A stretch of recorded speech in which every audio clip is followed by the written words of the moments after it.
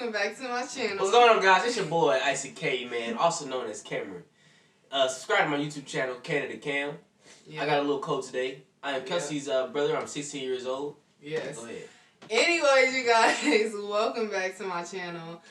In today's video is gonna be a little different. As you can see, I have my little brother with me. So today I'm just gonna be asking him a few questions, just ask him a few questions about like how he handles certain situations, being a teenager, going to high school, being 16 years old. Because when I was a teenager, you know, things were different from what they are now. So I'm going to ask these questions, see what, you know, what he got, you know, got to say about all that good stuff. You know what I mean, fella. But anyways, me and my brother, like, we're like this. Like, we be having so much fun.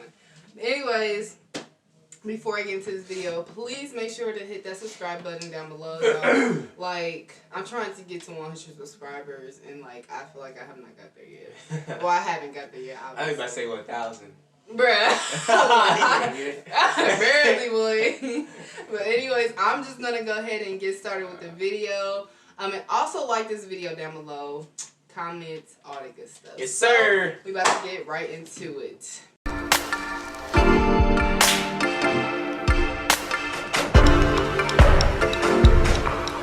What do you do when you have a great friend that is becoming rebellious? And rebellious means like a person that likes challenge and authority and like breaks rules and all that. So, what do you do if you have a certain friend that does things that is like rebellious? I don't have friends. Bro, you got friends. I have peers. You know what I mean? But if one of my associates were to be rebellious, I would let them know that's what the right thing is to do. And you know, peace, love, and positivity for all my peace, love, and positivity people out there. You know what I mean? That follow my motto. Yeah. But yeah. He also makes bracelets and all that with the peace, love, and positivity on there. So. All right. Is that the end? Stay positive. Okay. Huh? So the second question is, how do you separate from bad friends without hurting them or making them think that you're stuck up? You see, one thing I'm learning is you can't sugarcoat nothing. See what I mean? And thing is, if somebody is around you and they got negative energy and they're just not a good friend to be around, then you gotta let them know straight up. You can't sugarcoat nothing. And if they don't follow what you listen to, you know what I mean? Then you gotta keep it real with them. Keep it $1.50. That's how you do it, boy. Yeah. All right, third question. What's dangerous or wrong with being physical before marriage? You know what I mean, nigga? What you mean, cuz? What you say?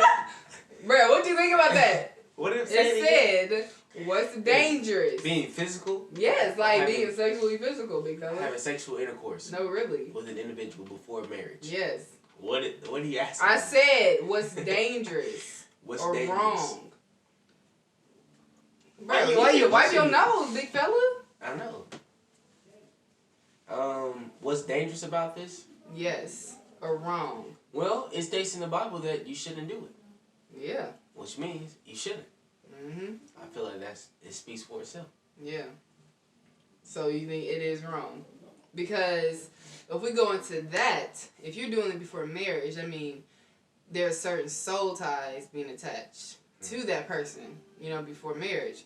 You know, those certain soul ties, that's wrong. Like, I mean, because that means, like, all those persons, like, emotions, feelings, whatever type of spirits that they're dealing with is transferring over to you. So that's why it's really wrong to be physical before marriage, because you don't know what that person is dealing with. You could already be dealing with enough, you know, too many demons yourself, and then, you know, their spirits are just entering into you. So it's like, that's what's really wrong about that. And a lot of teenagers, well, Cameron may already know, of course, we all know, but a lot of teenagers are doing this stuff and not thinking about it, you know, before they, you know, give into that before marriage. So, fourth question, is it hard to be consistent in the Christian life as a teenager? And how do you help influence others spiritually? I wouldn't say it's hard. Mm-hmm. I would just say that it could be difficult. Mm-hmm. Meaning that like you said, it's a lot. It's very different from when you was a teenager. Like, you know, like with the different type of music we listen to, and the different, you know, it's a different era that we live in now.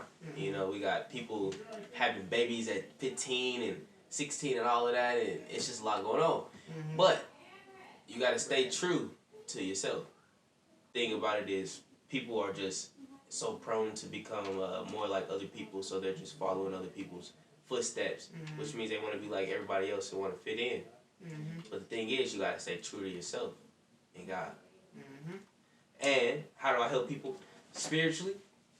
I mean, anybody that know me, they know I'm always talking about peace, love, and positivity all the time, right? So that speaks for itself. So I'm always trying to stay positive and just help people out, no matter who you are. I mean, I respect you. Yep. All right. For sure. Really? Question 5. What 3 major problems do you think young people face today? 3 major problems we have. We spend too much time on social media. Spend too much time on our phones. We just, you know, we're always trying to fit in with the crowd. You know, and I feel like we gotta step up and have a mind of our own and start to think for ourselves instead of trying to become like somebody else. A quote from a famous person, a wise man once said this. He said, "If you're not yourself, then who will?" You get that? Basically saying this. If you're not who you're true to be, you know, who you're called to be, then who else is going to be you? Nobody can be you but you. You see what I'm saying? Yeah. So be true to yourself and love yourself. And I feel like the third problem we have is, I feel like they all kind of fall in the same genre. I feel like the third one is just really also like fitting in, just trying to become like everybody else. Just be yourself. Yep. All right. Chapter. I'm gonna say verse 6. Chapter 6. If you could ask Jesus to change one problem in the world today, what would you like him to change? That's a deep one. I know. One question or one thing he could change. One thing he could change. If you had like. What do you think? I was dang. Yeah, you didn't think about it. I would say remove Satan from the earth. Well, that means that would pretty much bring heaven down to earth. Yeah. Yeah. It's Satan's earth, really. I know. So yeah, just removing Satan and his demons and sending them down to hell. So that means everything will be pure. Yeah, everything will be pure. I think for me, it would just be just to solve world hate. You know, just removing hate from people's hearts and minds. Because if you think about it, the root of all evil is hate. You know, racism comes from hate. You got violence comes from hate. The root of everything is really hate.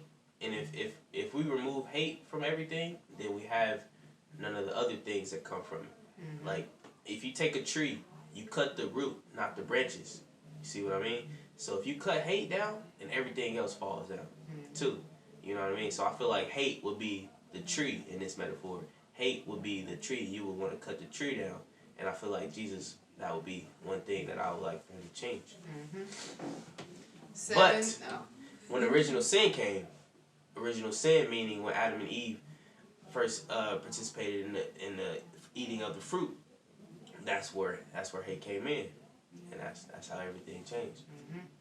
All right, 7th question: what do you find most difficult about the Christian life? Well, that's kind of the same question as question. No, because it says, what do you find most difficult about the Christian life being a teen? But remember, I kind of already asked that question. Why? Huh? I don't know. Yeah. So, I'm going to just skip down to the 8th question. How would your life be different if you knew Jesus was returning in 6 months? 6 months' time. 6 months? Like, how would your life change? Like I said, if Jesus were to come in you said 6 months? Mm-hmm. 6 months, then, I mean, your lifestyle shouldn't change at all because you should already be prepared and ready every day. Yeah. What does God care more about does he care more about our hearts, or outer appearance? Hearts, definitely. Mm-hmm. And I feel like the world has such an abnormal way of thinking that your outer appearance is more than your soul and your heart. You know what I mean? And I feel like that's where a lot of people go wrong because they think that if their outer appearance is good, then everybody will like them and everything is going to go well. Mm-hmm. But you first have to go within yourself and see how things roll. You know what I mean? Really? Yeah. 10th question, which is our last question. How do you feel like the devil... do you feel like the devil is after the younger generation, and why? Yeah, definitely. I would say that, of course, the devil is going after everybody. Mm-hmm. I don't think it would just be, kind of picked out or who's the devil going after and all of this. But I feel like he's definitely coming for us more. He's coming more. What's the word? More aggressively because. We're new. We're still new to this world. Mm-hmm. We have such fragile brains. You know what I mean? And I feel like if God can get to if the devil can get to our brains, also if God can get to our brains, then we're saved. But if the Satan can get to our brains first, then you know what I mean. Then we're gonna tarnish. Mm-hmm. You know what I mean? And the devil's gonna use anybody he can on this world, on this earth, just to destroy. He's going to use everybody. So no matter what age you are, he's coming for you. So you just gotta be grounded. You know what I mean? Like I said. So yeah. All right, guys, we're out of here. Bruh, now it's blurry. Watch out, cuz. So that was the end of the video. Hope you guys all enjoyed it. This is also going to be on my channel too. Oh dang, we could do our freaking noodle challenge on here. You want to now? Nah, bruh. But that will open you up though. You want to? But anyways, you guys, thank you so much for watching. Alrighty. Peace, love, and positivity, everybody watching this video. Make sure to subscribe and all that, please. Much love to you guys. Remember to subscribe to my YouTube channel. Link will be in the bio. Yep. Canada Karen with the K. I changed my name. Okay. Alright. Alright. Deuces. Bye.